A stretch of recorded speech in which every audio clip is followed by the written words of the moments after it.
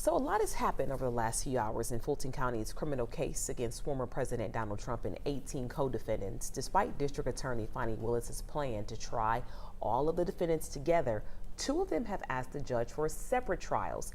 11 Alive's Jerry Carnes is here, joining us live in the studio this morning with the latest on that, Jerry.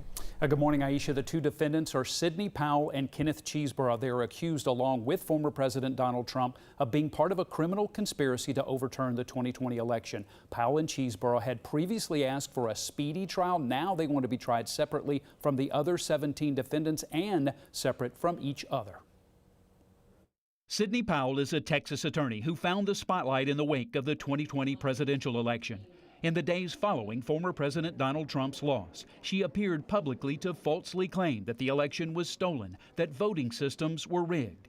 Now facing 7 criminal charges, including a charge that she was part of a criminal conspiracy that included the former president, Powell insists she went her own way after the 2020 election, that she wasn't part of an ongoing organization to challenge the 2020 vote.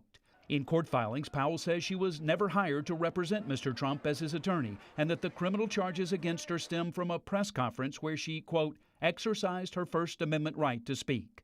Because of that, Powell says she can only receive a fair trial if she's tried alone. Wisconsin attorney Kenneth Cheeseborough is making similar claims. In court documents, he insists that most of the charges in the 34-count indictment don't involve him and are not relevant to his efforts to defend himself from the 7 charges against him. He wants a separate trial. Cheeseborough has also asked a judge to reveal the identities of the unindicted co-conspirators referenced in the indictment. His lawyers say they are de facto witnesses, that it would be nearly impossible for Cheeseborough to mount a defense without knowing their identities.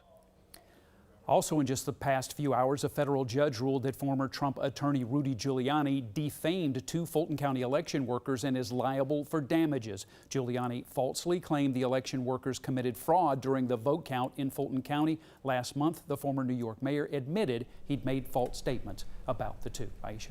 Next week, former President Donald Trump and his 18 co-defendants are all scheduled to be arraigned in Fulton County, according to court documents.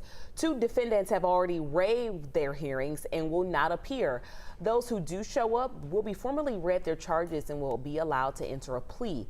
Trump's arraignment is scheduled first on the docket at 9:30 a.m., followed by the others throughout the day. There is no word yet on if the former president will appear in person.